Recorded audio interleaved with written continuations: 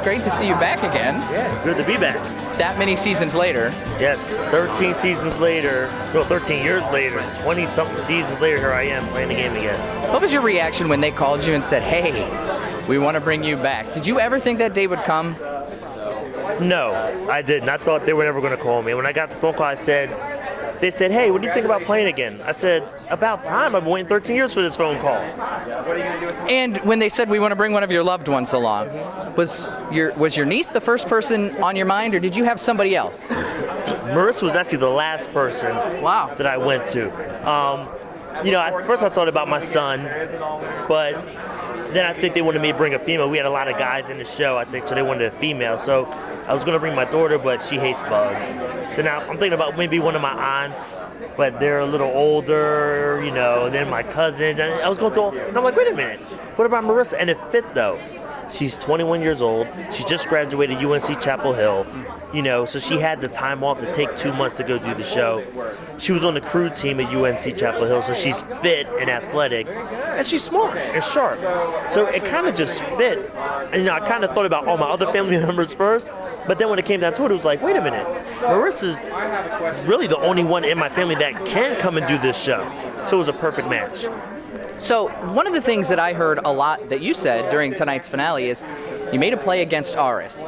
I'll rewind a little bit. When I interviewed Aris a couple of weeks ago when he was voted out of the game, he said that you guys had a pre-game alliance that you had stuck to, and he believed it. Is that in fact the case? Coming into the game, I know Aris outside of the game. He's a friend of mine. He's come and spent the night at my house in Philly and all this stuff. So going into the game, we said, look, we're friends. Let's stick together, and you have Vitas look out for Marissa, and I have Marissa look out for Vitas. So, yeah, coming into the game, it was like, look, we're buddies. That's great. You can get to play the game with one of your good friends and maybe go to the end with them and fight it for $1 million. So, yeah, we had somewhat of a pregame alliance about going into the game and sticking together to the end. Now, what was it about Tyson that you were drawn to so much? Because it was the two of you who really did pull the strings through the entire season. Yeah.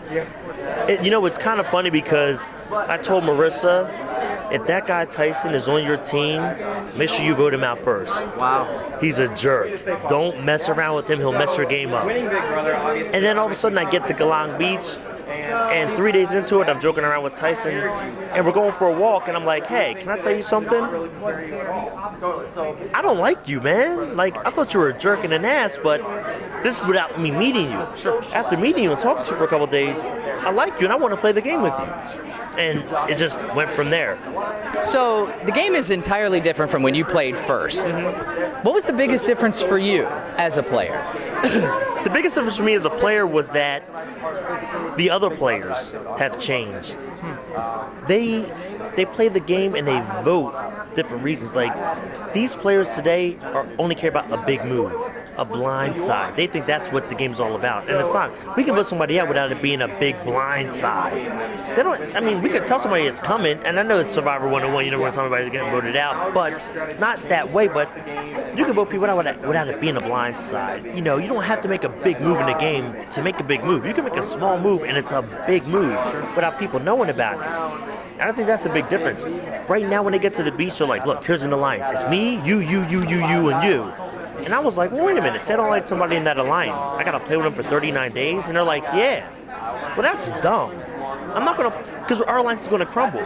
They don't like me, I don't like them, but you're putting them in my alliance, we're going to backstab each other at some point in time. It's probably going to be early in the game. I want to play with people that I trust and I know that I can work with to the end of the game. Last quick question. Have you heard from Richard Hatch about how you played?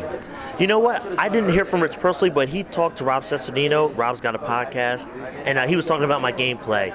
And he said he liked how I was playing the game. But he also said I could have made a couple other moves better for myself in the game, and I respect that. Okay, if you could rewind 13 years, would you still vote for Kelly to win that first season? Absolutely. When your back is against the wall and everybody wants to vote you out, Kelly knew that if she lost in the immunity challenge, she was going home. She won 5 in a row to the end. That's gameplay. What Rich did was great, but Kelly did it better. All right, Gervase, thanks for talking with us. Great to see you again. You bet. Thanks.